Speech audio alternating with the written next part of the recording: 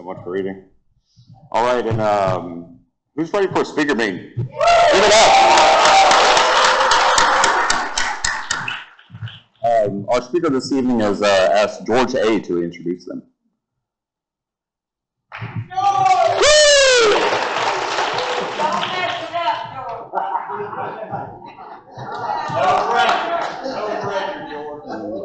My name's George. I'm an addict. So I made it to Gainesville, Georgia in 2002 via John's place. Made it to the way up, and so I grew up in Vidalia. For those of y'all don't know, and so every so often there's a convention down there in South Georgia, Savannah Low Country. And about 3 years ago, I was down there for that convention. They'd been asking me for years to come down there. And got down there, went down there on Thursday, spent the night with Mom and Dad, got up Friday, went to Savannah, go to convention, right? So it's a moderate-sized convention, about like this one. And anyway, so I'm down there on Friday, and this lady's, me and her just kind of wandering around, and we bumped into each other a couple times. Anyway, she's like, we introduce ourselves, hug, and she gives me this business card. And so, you know, I've gotten it, you know, I'm trying to connect with the Great Spirit and everything, so I'm into bird watching. So she gives me this card that's got a cardinal on it. And I'm like, all right, this chick's cool here, you know. And well, then we ended up, the next day, she's the Saturday midday speaker. And, you know, at that point, I fell in love with Paula. She is hilarious. She has got a good spirit. She carries a clean Narcotics Anonymous message. She actually was our Saturday speaker for the online convention last year for Gretna. And everybody loved her, and I love her, and I hope you love her as well. Paula?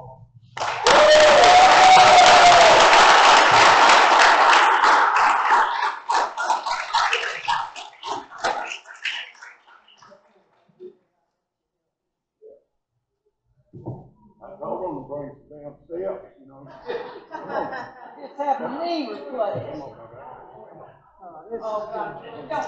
I need help. I used to not ask for it. Pick me up.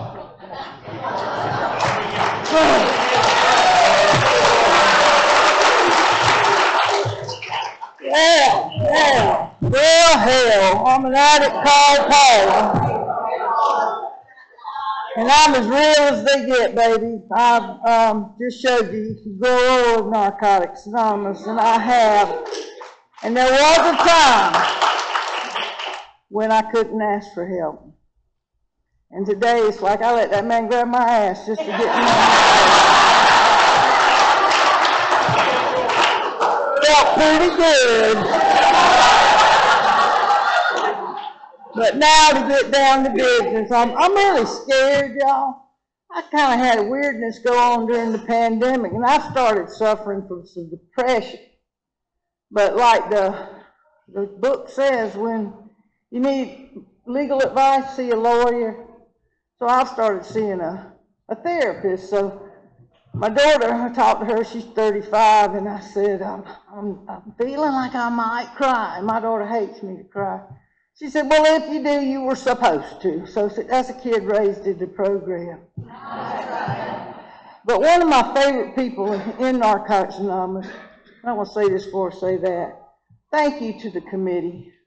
This is like getting a vacation, coming to the big old metropolis of Helen, Georgia, creeping down that strip, looking at all them fancy things. I'm from Columbia, South Carolina, and it just thrilled me. It's 102 in Columbia, and I said, it's 80-something degrees. I'm so happy to be here, but thank you to the committee to respect me and my recovery enough to ask me. And I want to thank those readers, especially the new ones. It is such a joy to get clean and get up here, and people like you enough to clap for you. And we do love you, and you are worthy, and I'm glad you got up. But now back to me, and I try not to make it too long, because I said, who could ask for more? A vacation and talk about yourself. I mean, damn. Don't get no better than that. But I know a man named Mr. Bill in this fella. He's a big old Indian down in Florida. He's been here a long, long time. He's not as big as he used to be because he is one of the successful weight loss people. I am not. But Mr. Bill used to say, it's not just nice to be here. It's not just real nice to be here. He said, it's nice to be real here. And I'm going to be real as I can with y'all. You saw how I started. It ain't going to change. But I think I always don't like to belabor using. I used for so long, and I've been clean a good while. And I said, I could tell you 100 stories, and they'd all be true, because I've just been on this damn earth too long. But I'm grateful to still be here. But basically, I was the youngest of three. My sister was Jade, my brother was Joe, and they named me Paula, and right there I had my first resentment. What the fuck? And run out of J names? I mean, come on. But no, what it did to my little brain, and this lets me know I'm an addict, is why did you set me out? Why am I so different? And my mom used to, and I know now, she had 3 kids in 33 months, so she was just sick and tired of being a mom. But she used to praise over me because she was sick of having kids, but she didn't want to neglect me. She said, oh, you're the cherry on top of the ice cream sundae. And I just wanted to be part of the ice cream. You know, I just kept feeling like everything you say is about how I ain't like the rest of y'all. Well, the truth is, I wasn't like the rest of them. I took a few habits from my daddy because I do believe this stuff runs in the family. But I progressed on, and I made it through college, and I swear I don't think I drew a sober breath there.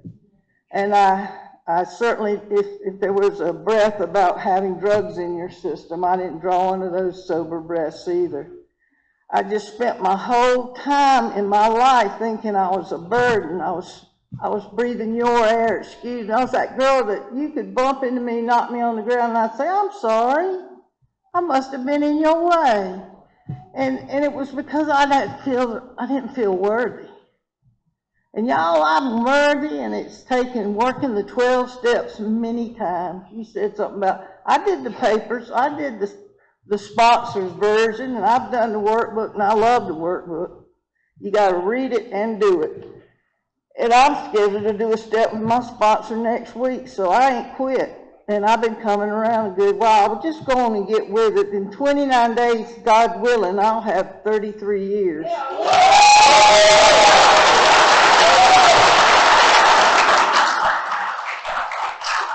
And I am truly that person. If I can do it, God, anybody can. I mean, I'm a sick girl. I'm still sick.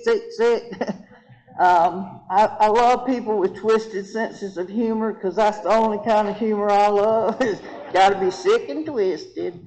But I mean, because of the steps and because of learning some spiritual principles, I've finally learned to have some compassion with me. That a lot of why I am twisted is had people that had too much going on and brought another one in, you know. And I one time asked my mom, was I adopted? I'll never forget, the woman put her hands on her hip and said, nobody adopts the 3rd child. Right. You fucking crazy? Anyway,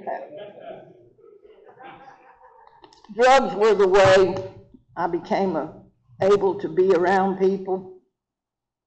They introduced me into having friends I never thought I'd have. One of the coolest things, and I will not change because it's the same in Narcotics Anonymous, they didn't limit me to my age group. I have friends that are so much younger and so much older, and we get in the car and smoke so much pot you couldn't see across the room. But I still love that because I just love people. There's a commercial where a man tells you how to talk to his dog because he just loves people. That's me. And I've always thought y'all were my dogs too because my mama and my daddy's favorite thing was, Paula, you are so smart and you're so good, but if you just lose a little weight, people would be so much easier to come to you. And y'all ain't the people that's ever said but to me. Y'all are my dogs. You love me no matter what. I slapped you with that newspaper. That's all right. I still love your ass. That's beautiful. That is what this addict needed. I needed somebody to say, I don't care if you're fat. I don't care if you're ugly. I just care if you get clean. And man, that changed my life. That to me is why identification is so important. I do not like to tell my story because I was a person, I did drugs to try to kill myself. I'm that girl, and they said, don't you do two of these barrel LSDs or you'll die. I said, give me 3. You know, because I was raised in a church and I secretly wanted to die. And I thought, you know, they'll let you in the pearly gates because you made a mistake, not that you tried to kill yourself. I got me a abusive husband, and that was another way. If he kills me, God's got to let me in, you know. Because it was always this real underlying thing about I needed not be here. And you said something last night, Tony, and you were great. I kept nodding my head, I swear.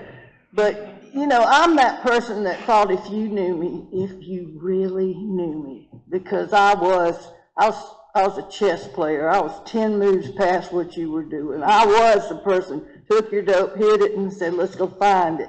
Didn't tell them it was me. And then later on, I'd say, hey, I went and copped some more and let you do dope with me. I mean, I was a pig about it. I was an addict.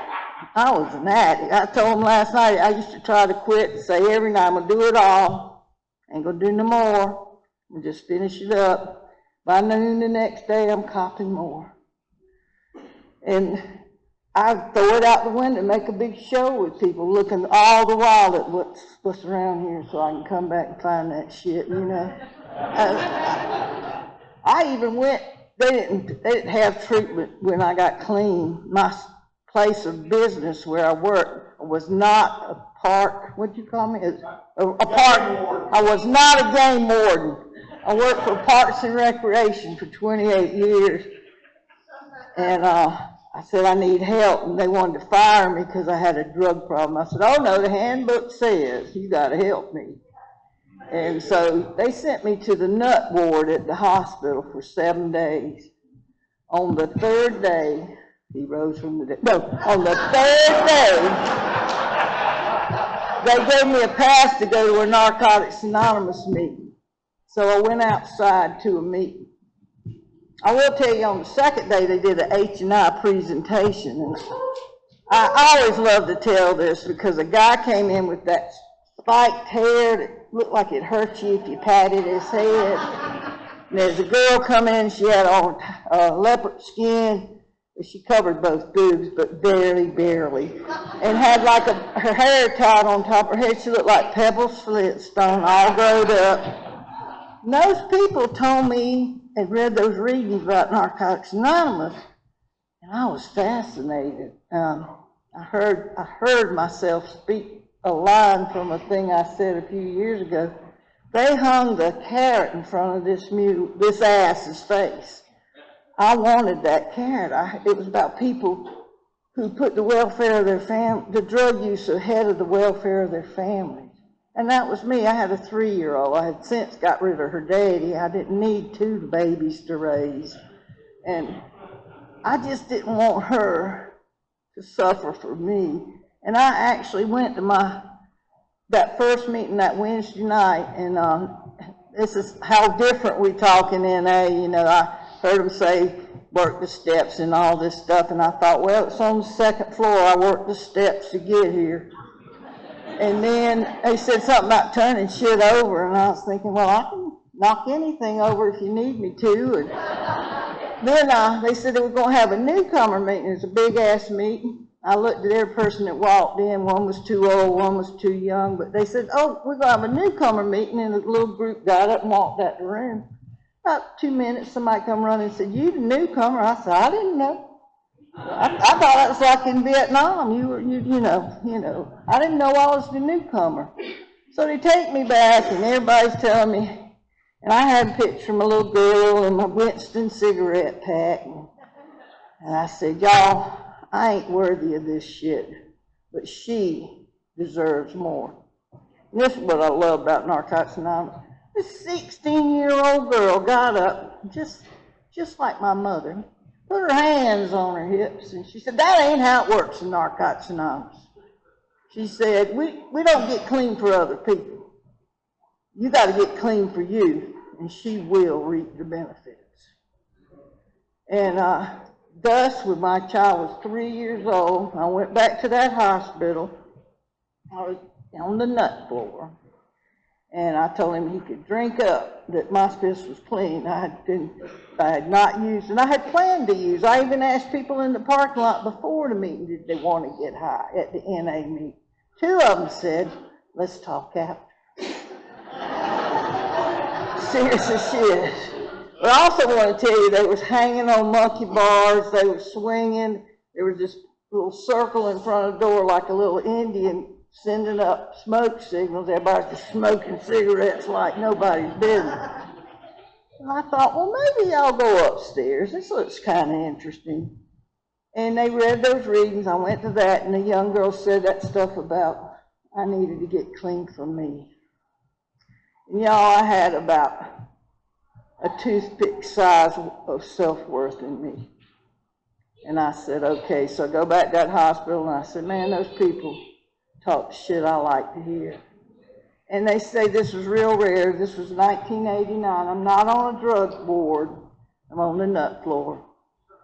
And he said, those people can do more for you in that NA meeting than we'll do in this hospital. He said, I'm going to cut you loose, but you got to promise me the first thing you do, you go to a meeting. Well, I said, sure. You know, good drug addict I am. Well, they cut me loose the next morning, and the first thing I thought about is I had hid some dope at the hospital behind the trash can. And I thought, well, I can go get my dope. Nobody's expecting me till Monday. I got a babysitter. I said, I could just have a great-ass weekend. And then it hit me, that man said, but go to a meeting first. So luckily, Columbia, where I'm from, Columbia, South Carolina, when I got clean, had actual 17 meetings a week, which in 1989 was a lot of meetings. I mean, I did not have to go to AA. I did go, and I went around the room, and somebody said they was an alcoholic, and somebody said they was a drunk, and then when they got to me, I said I was an addict, and they said, oh, we don't say that here. And I said, well, by the way, the drunks got it if y'all voting. But bottom line, I decided to go to that meeting, and I went to one at the university. And I walked in there, and there was a guy with long hair. He looked like Charles Manson sitting on a pillow, and he was rolling cigarettes with tobacco. But I thought, oh, I'm in the right place. But they started that meeting. They read those damn readings again. The addict's a person that lives to use and uses to live. And I picked up my first, I didn't tell you, that first meeting that I got to, I didn't pick up a chip. I didn't understand when they went through them at the end of the meeting. Nobody said pick them up or what they were about. They just said colors. And so when it was over, I went up to the chairman, who I thought at that time was the president of Narcotics Anonymous. And I said, can I buy one of those chips? And he said, no, I'll give you a white one. I said, I don't want a white one. I want one of them pretty ones. And he said, you just keep coming back and I'll give you one of every color. He threw the gauntlet down, y'all. So I picked up a white chip. And it ain't no bragging to it. This is a fact. I have not had to go back out since.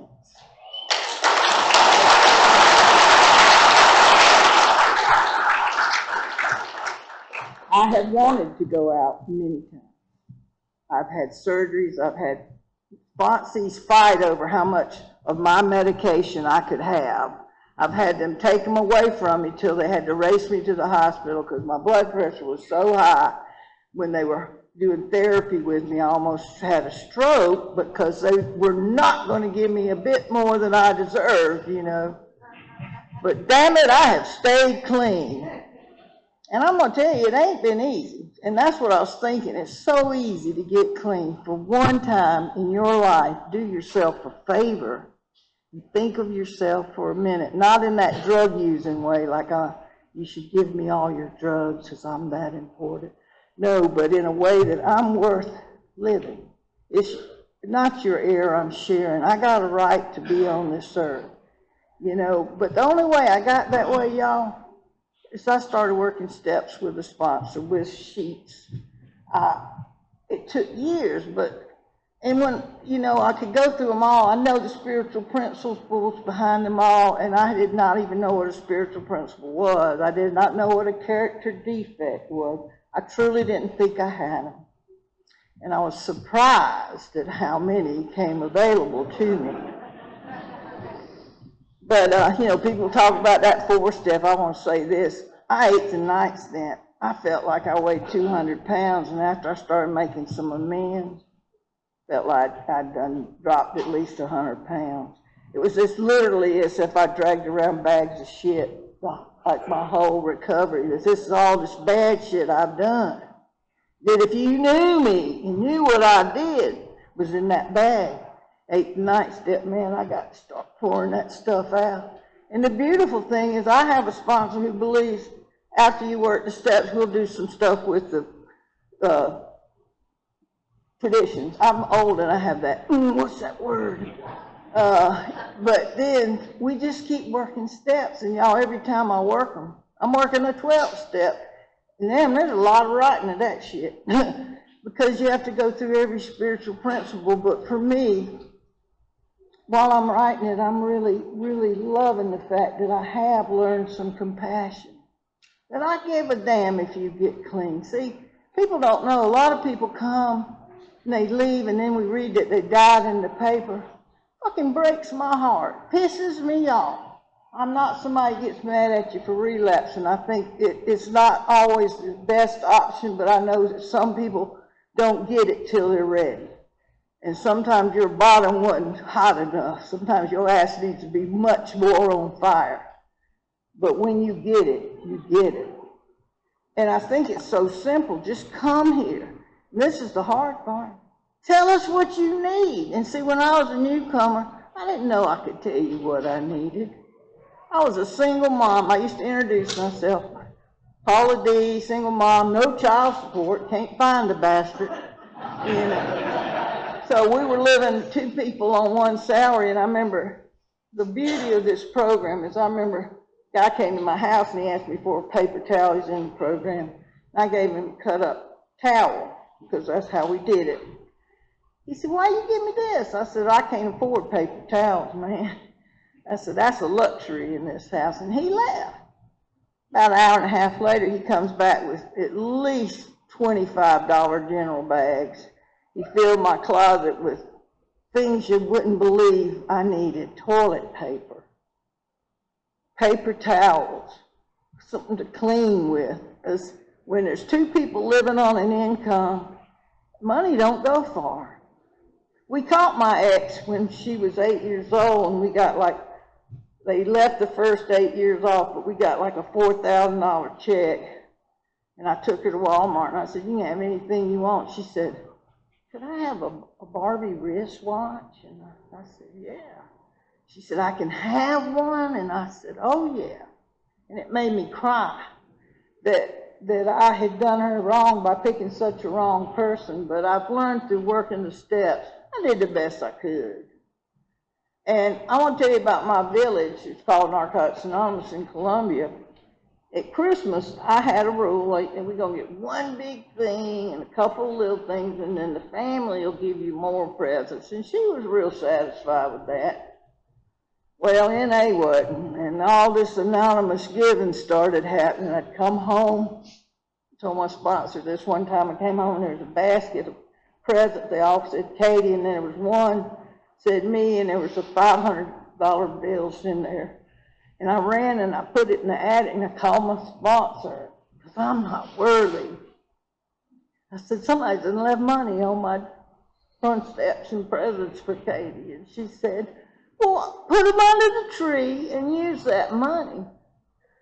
because I didn't think I was worthy. What have I done that y'all would give me money? And the beautiful part was they knew how hard it was for me to ask for help, so they did it anonymously. And see, I'm going to tell y'all, I'm going to preach for 1 minute here. I'll probably preach for 2, but I was a single parent. If you did anything for me, you think, guys, women, what happened? If anything is to be done in a single parent household, you do it. I mean, she's not old enough to do things like, I folded every clothes, I washed every dish, I cooked every meal, I swept and mopped and cut the grass, and somebody come by and say, I'm gonna cut your grass today. I mean, I felt like, do you want me to suck your dick or something?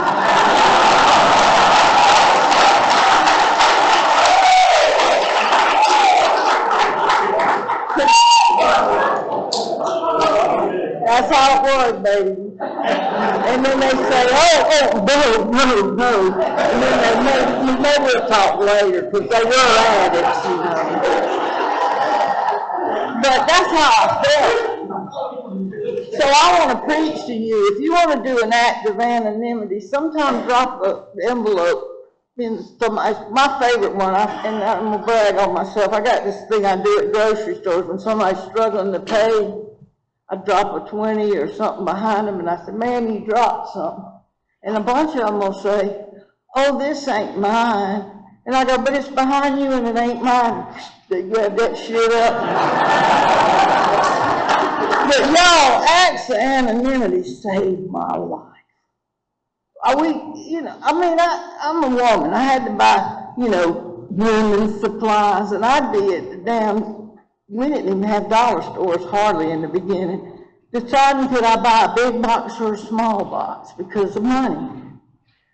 But see, I also want to tell you the beautiful thing about, y'all preached on me to the basket. And one time I had 57 cents. I love to tell this story. And it was like 4 days before payday. And I threw my 57 cents in the basket, not knowing what we're going to do. But it's when I learned to trust my higher power, to trust this program. And nobody knew it was my last 57 cents. Somebody bitched about it being change in the basket. I was a member of that home. Don't you love us? Anyway, that night, somebody right before the end of the meeting said, won't you and the baby come to the house and eat some spaghetti? I made a big old pot. So we hankered over there, and then they gave us some take home. Next morning, this woman called, her husband was in recovery, and he's a lawyer. And she said, that's my favorite story. She said, somebody gave Tom this big old ham. We don't eat ham. Would you like to have it? And I said, well, sure. Well, she brought me a damn pig's leg. I mean, I'm not a lawyer. Nobody never gave me the whole leg of a pig. Wrapped up pretty, got a bow on it, took it to the grocery store and asked them, they cut it up. Y'all, I gave it to addicts, I gave it to my mother's neighbor, I gave it to my mother. We made, I would lure you in with ham. And I would give you ham, and we had so much to eat, I had to give it away, but I never missed a meal. I put on weight when I put my last 57 cents in that basket, y'all. Because I tell my friend Joy, she'll tell you she's my BFF, and don't ever, but I didn't know what that meant when she'd say it, and I'd say, stop saying that. I thought it was like, best fucking, butt fucking buddy.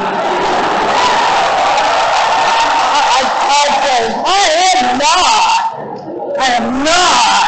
Anyway, somebody finally, I saw it on a commercial, and this old woman said BFF, and I said, they said it on TV. And my daughter seems really cool. She's going to be 36 next month. She said, well, it means best friend forever. And I said, no, I had no idea.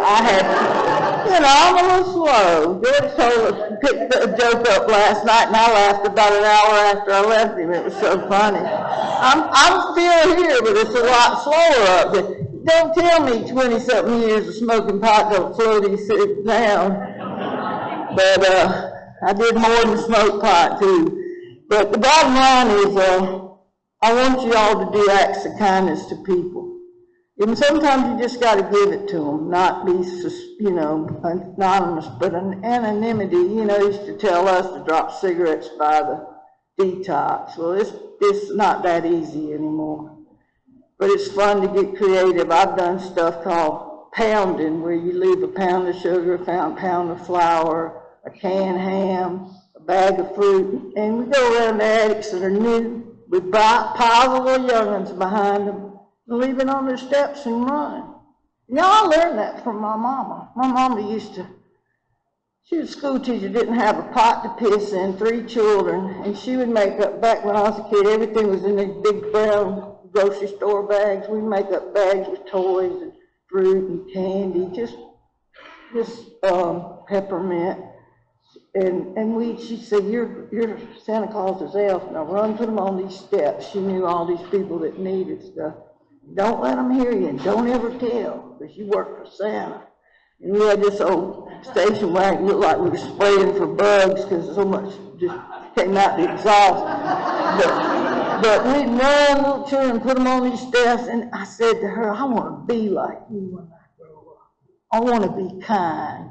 And if you see my card, I don't have many, but it says I'm a good person.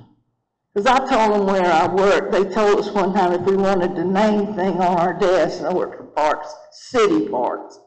They were cheap-ass bastards. It said, you want one of those things on your desk, you got to buy it yourself. So I got me one made that says Paula Woodbury Davis, a good person. And they came in and said, what? I said, well, you ain't buying, you ain't telling me what it says. And I said, I will always try to be good. And I want y'all to work the spiritual principles we learn here. I want you to always be kind. I was thinking so much in this world is harsh. Like I was in New York City, didn't know if somebody rides by and goes, hey, fat ass, move. And I think, that wasn't necessary. And I go to the next person I see and say, can I buy you a cup of coffee? Because, that's the only way shit's going to end. It's not hard at all to be nice to somebody. And sometimes, y'all, you come up and hug me on a day. I told you I've struggled. And what I missed was I am a hugger. He gave me that. And during the pandemic, I was by myself most of the time. My daughter had to keep going to work. And I did Zoom. I spoke in England. I was bragging last night. Went to New Zealand, went to the Bahamas, all on Zoom. And I found the people that are here, there. And I know a lot of people couldn't appreciate it. But what I missed was those, it's okay, Paula. You're going to be all right, Paula. And that's what most of my sponsees will tell you. I say, I got one right now. Beautiful woman's got breast cancer. Lost a beautiful red curly hair, and she's lost every stick of it. And I stayed with her. We did the chemo together one day, and I said, how do you do this? She said, I feel so blessed. And I said, what the fuck? She said, yeah, people care about me. She said, my family's around me. She said, you ain't never come and stayed 7 hours. I said, look, if you'd have said, Paula, come stay 7 hours, I'd have really done it. You didn't have to get cancer for me to do that. But, here I'm going to lost my train of thought, but I just want y'all to be kind and help one another, because sometimes, like when I was going through the pandemic, I missed your love. And this was one the other day, Sponsy said, every time I see that man, he expects me to hug. Doesn't he know I was abused and that really stirs my shit? I said, surprisingly, I doubt he does. It might help you, like I said earlier, let people know. If somebody's doing something and you're super uncomfortable, you don't have to tell them who, when, why, who we are. Let me tell you about that motherfucker raped me. No, just tell them, I've had some abuse in the past and I really have a problem with that. And at least they won't be as aggressive with you. But people don't know. You know that thing about he shot somebody at the stoplight? We didn't know his mother died and his dog died, and so you looked at him and went, you motherfucker, you ran the red light. Boom! And that's how it is out there today. So my daughter says all the time, don't say nothing at the stoplight.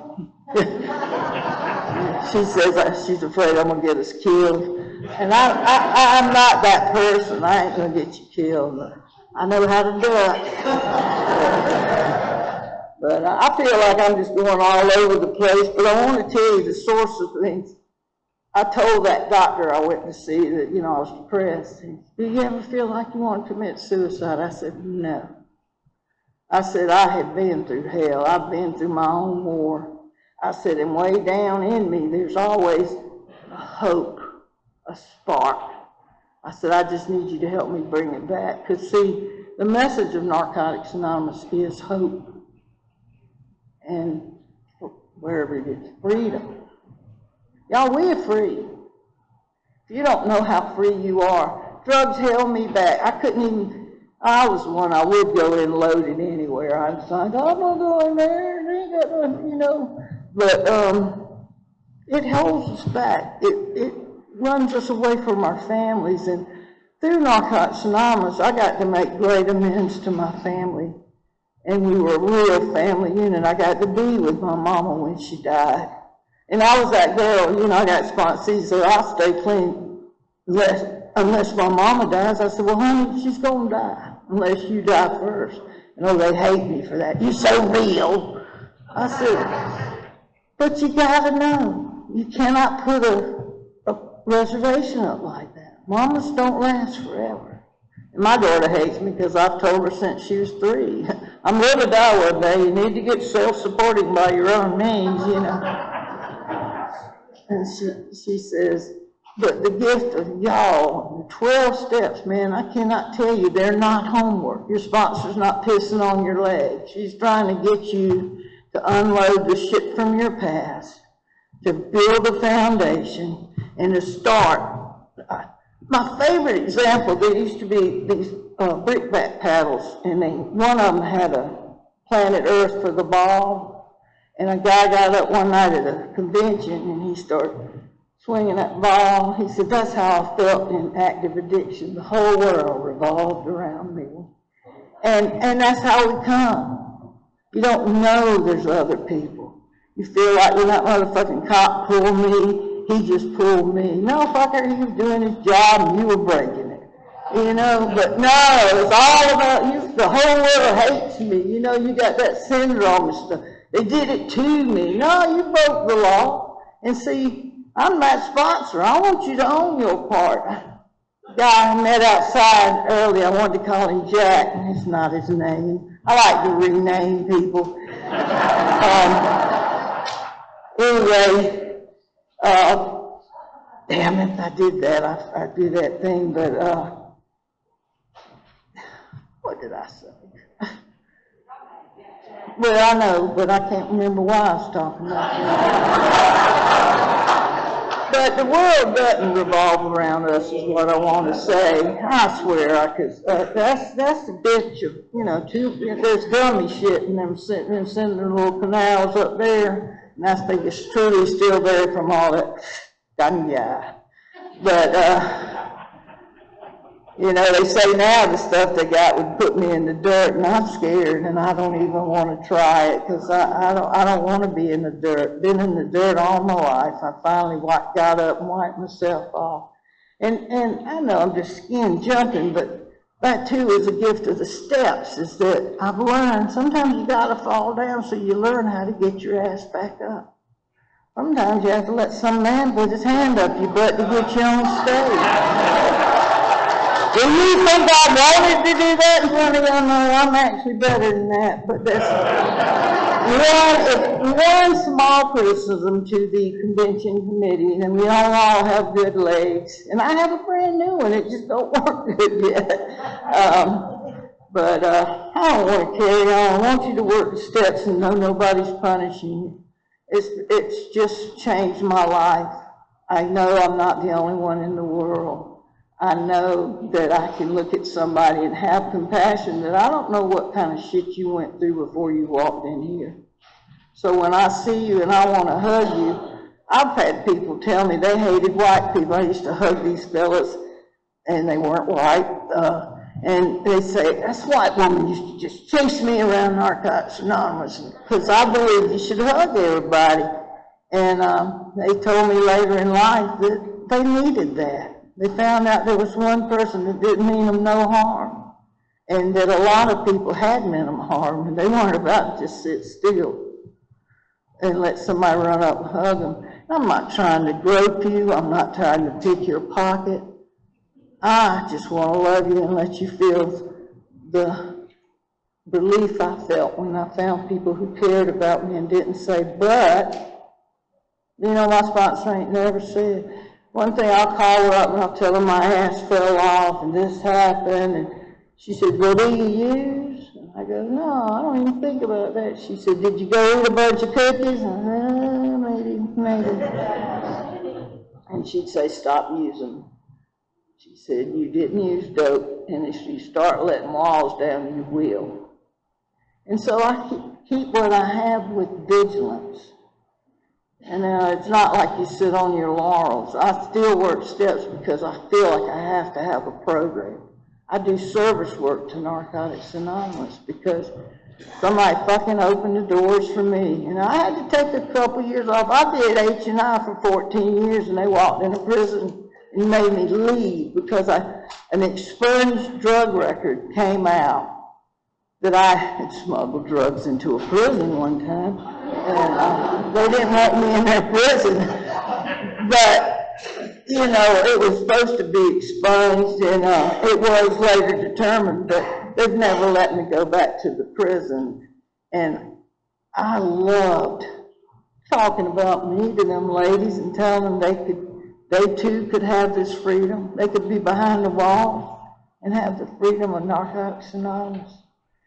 And so I'm one of those, you know, for the H&I and the spiny-haired guy and Pebbles Flintstone hadn't come, I wouldn't be here today. So I raised my saber for all the service we do, public information, putting on these committees. I've had people that still hate each other over being on a committee for a convention. Well, he took all the, you know, da-da-da-da-da. I was at a convention where the chair stole all the money, and they made amends and still went to meetings. And so I bet I've been a member, about every member home group, I've been a member. Some of the treasurers come up and said, well, I used all the money. And we said, well, let's put in place how you can put it back. Because, see, our habits don't go away unless we work steps. And my thoughts on being in recovery is easy. Just for 1 hour. And I was that person. Don't tell me that one day shit. They call me just for the day for a long time. Because I've learned yesterday's gone. It really doesn't exist. It's gone. Can't do a thing about it. Tomorrow ain't here. It doesn't exist. Really, all I have is today. And so just for today, if I did something I need to start making amends for, I start making amends. And I do. And I didn't love the 8th and 9th step, having to learn how to, like my favorite one, my sponsor made me do is I used to rob the money out the Coke machine where I worked because I was in charge of all the Coke machine. And I'd put IOU in the box and put some money back, but never what I took, you know. And my sponsor said, well, from now on, if you see somebody fixing to buy a soda, I want you to buy the soda and start paying Coca-Cola back. It got known. I work in an art center where I did, and we had summer camps for teenage kids. They would just stand there and hold their money. I started keeping rolls of quarters in my drawer, and I have to get up from what I was doing. Let me buy that for you. And, you know, it was very poignant, and every time I bought a Coke, I remembered. You just can't do that. Excuse me. I do that every time I speak. I don't want to talk too much. But I have to remember, I ain't always done right. I've been clean and done wrong. But I have to just say this is what I've done, like go to that home group and tell them, and start making amends. And y'all, it doesn't hurt as bad as it sounds, and it teaches me like that, paying for your service. I don't want to do that. So I've gotten much better through working the 12 steps of Narcotics Anonymous. I don't know that I was as funny as George likes me to be, but I do find so much humor, and I love to laugh. I might laugh after you get off the elevator and go, oh, that's what you said. You know, it's a sad thing to get old in Narcotics Anonymous. But I'm a happy-ass camper. Because I'm here, I'm looking at beautiful people that have the world at their feet. You know, you can do anything. You really can. I mean, Bill Clinton got to be president and admitted he smoked a joint. So, you know, you can do anything. You know, the stigma is gone. Only thing holding you back is you and not thinking you're worthy. And I want to tell every one of you, it's your air, you're worthy. It's your seat, you earned it. You've got a right to be here. You've got a right to a happy life. You got to do some work. Nobody said it was free, and the work's pretty easy. Because again, it's about you, and hell, if you ain't your favorite story, you'll learn to be. Work your steps, learn to love you. And if you would, just love me and pray for me that I continue to heal and one day step up on this platform without hands up my butt.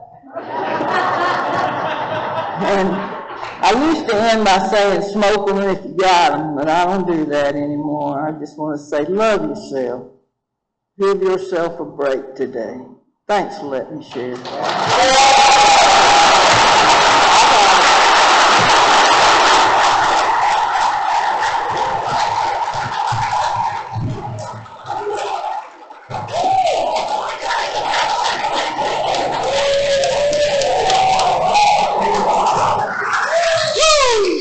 Y'all give it up for Paula.